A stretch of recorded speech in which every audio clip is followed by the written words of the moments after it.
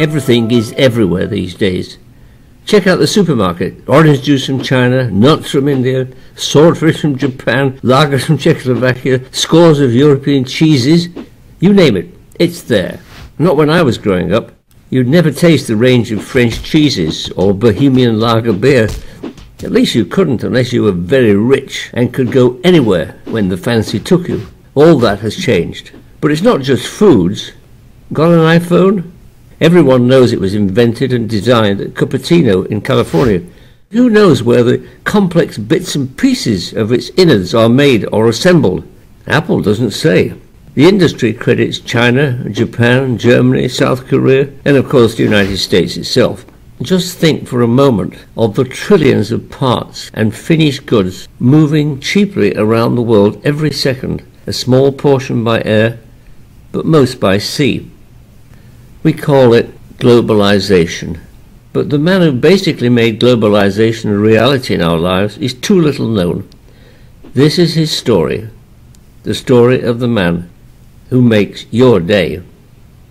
In the Great Depression of the 30s, when millions of Americans were out of work, worse than now, Malcom McLean was a 24-year-old truck driver. He got a job to take cotton bales from Fayetteville in North Carolina all the way to a pier in Hoboken, New Jersey, for shipping overseas.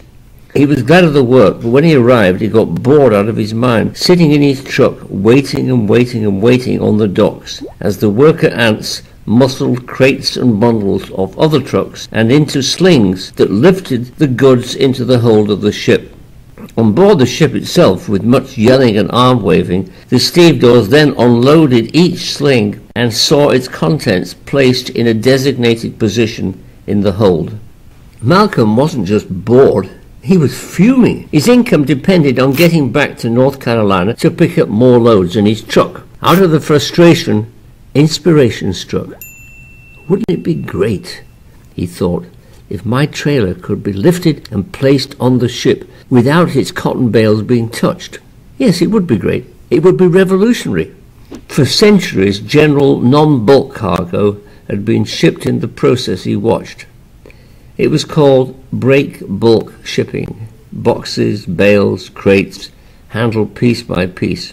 What Malcom envisaged would have saved him only a day, but it would have saved everyone else something like 2 weeks in loading and unloading the ship. On average, it was 8 days to haul and distribute break bulk shipments in the hold, plus another 8 days at the other end to retrieve and distribute. All that time would have been saved if Malcom McLean could have just driven his truck onto the ship and at the other end driven it off. Well, today that concept is a reality. The concept that occurred to Malcom is known as containerization. It has done more than just save a great deal of time. It's the reason why we have a thriving global marketplace, offering us that infinite variety of things. And it's the reason we can move cargoes from remote parts of the world at minimal cost. Malcom had his idea in 1937. The 24-year-old truck driver sitting in his truck in Hoboken was 40 before he did anything about it. By then, he'd built his one truck into a big trucking company. He borrowed money from an enterprising vice president at Citibank in New York and set about designing the steel boxes and the decks of the ships to carry them, stacked one on top of another. A lot of people thought he was crazy. Inventors always attract armies of naysayers who can never remember how critical they were. For our part, we should remember Malcom McLean. His first container ship, the Ideal X, sailed from Shed 154 at Marsh Street, Port Newark, with 58 well-filled boxes.